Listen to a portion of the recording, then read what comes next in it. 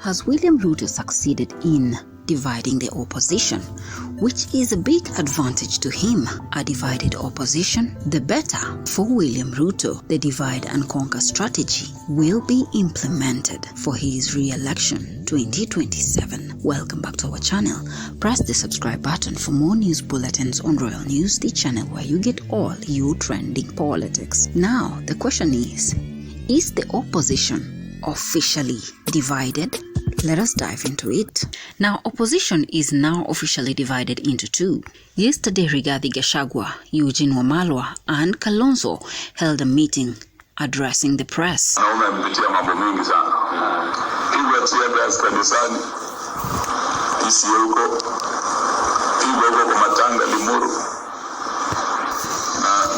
he's a target. What used to be phobia has now become phobia. Now, same time Gashagua held a meeting with Kalonzo and Wamalwa, Matiangi was also holding his meeting at a different location. The meeting was chaired by Fred Matiangi with some opposition leaders like Martha Karua, Peter Munya, Uhuru Kenyatta, Lenny Kivuti, James Magara, and opposition spokesman Dr. Mukisa Kituni. Why do you think the opposition has suddenly divided into two? Is it because Rigathi Gachagua cannot front Fred Matiangi as a presidential candidate, or rather Gachagua pinning down Matiangi because he is being fronted by none other than Uhuru Kenyatta? If you follow closely on our videos, we have talked about how Gachagua wants to establish himself as the kingpin in the mountain region and wants to see no other political party rising to challenge DCP, hence establishing his ground. And we have Uhuru Kenyatta, who is fronting Matiangi, which Gachagua is against. And definitely Matiangi could have parted ways with Gachagua because he does not want to be controlled by Gachagua, who seemed to have selfish personal interests, being the controller of Mount Kenyan region. Gachagua is actually not interested in running. Rather, his main interest is to focus in the Mount Kenyan region as the kingpin and the controller of the entire mountain. So definitely he doesn't want to see any upcoming political parties that will front presidential candidates, because definitely he knows that if presidential candidates come up in Mount Kenyan region, it will divide the mountain votes, which Gachagua is strongly against. But with a divided opposition, do you think they can actually beat William Ruto? This is a direct win for Ruto's re-election as president come 2027. Now, what do you think the meeting chaired by Matiangi was all about? Because definitely we are not going to talk about strengthening the opposition when we are having two different meetings, one chaired by Matiangi and the other one chaired by Gachagua in different locations. In politics, everything happens with a reason. So why do you think Fred Matiangi, Martha Karua, and other opposition leaders held a separate meeting from Gachagua, Wamalwa, and Kalonzo? Let us just be honest. Do you think Gachagua would have allowed Uhuru Kenyatta to sponsor and back Matiangi as a presidential candidate in Mount Kenyan region? And would Matiangi allow to be controlled by Rigathi Gachagua, who has selfish political interests, being the controller of the mountain region? Now, it's already clear that Uhuru Kenyatta is behind Fred Matiangi. Look at the people present. Uhuru Kenyatta was in the cabinet of Uhuru Kenyatta. We have Peter Munya also in the cabinet of former President Uhuru Kenyatta. But a new figure emerged, Martha Karua.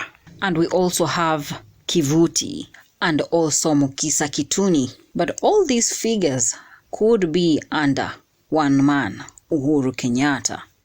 But what do you think about Matiangi breaking away from the great opposition and forming his own alliance, being backed by Uhuru Kenyatta? Can he beat Rigathi Gachagua? Rather, there is an ongoing narrative that Uhuru Kenyatta and Fred Okengo Matiangi are some of the wheelbarrows that Rigathi Gachagua was referring to, government puppets. used by William Ruto to divide the votes in Mount Kenyan region. Are these speculations true? How easy will it be for William Ruto to beat the opposition that is currently divided? Because now Mount Kenya has two candidates. We have one being fronted by Gachagua, who is Kalonzo, and we have Uhuru Kenyatta, who is fronting Matiangi. With speculations, Matiangi and Uhuru are actually being used by William Ruto to split votes in the mountain for his re-election. But how does Matiangi and the rest of opposition leaders, including Martha Karua, hold a private meeting with insinuations that they are discussing how to strengthen the opposition without the other half of the opposition like Gachagua, Kalonzo Musyoka, and Eugene Wamalwa on board? Now, is this a form of betrayal? Because why hold a meeting when another big press is being conducted elsewhere by the other half of the opposition? Could the absent leaders be demonstrating, or they were not informed of the meeting that Matiangi was going to hold? Ruto must be a happy man, because now the opposition is officially divided into two, and we have often said the opposition needs to unite as one in order to beat William Ruto come 2027. Ruto is a very intelligent man, and he is looking at using the divide and conquer strategies like former president, the late Daniel Arap Moi, used. Divide and conquer. Now, whom do you think is going to be Matiangi's runmate? So far, we have three presidential candidates. We have Kalonzo Musyoka, who is being backed by Gashagua. We have Matiangi, who is being backed by Uhuru Kenyatta. And we have William Ruto, who is having the support of the broad-based alliance. Among the three, whom do you think is going to emerge victor in the presidential elections? The question we should be asking is, can Uhuru Kenyatta and Gachagua merge forces to create one great opposition in order to keep those votes in one basket like Gachagua wants?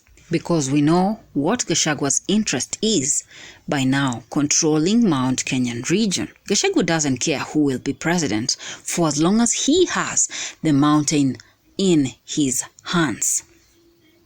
Hence, he doesn't want any other political party to come up to disrupt the DCP that is trying to establish itself, and him stamping the ground as the kingpin. And Matiangi, from the look of things, does not want to be controlled by Gashagua, hence the breakaway. But guess what? If there was an election, William Ruto will be re-elected before the eyes of the opposition, because they are currently divided, which William Ruto wants. It is an advantage to him.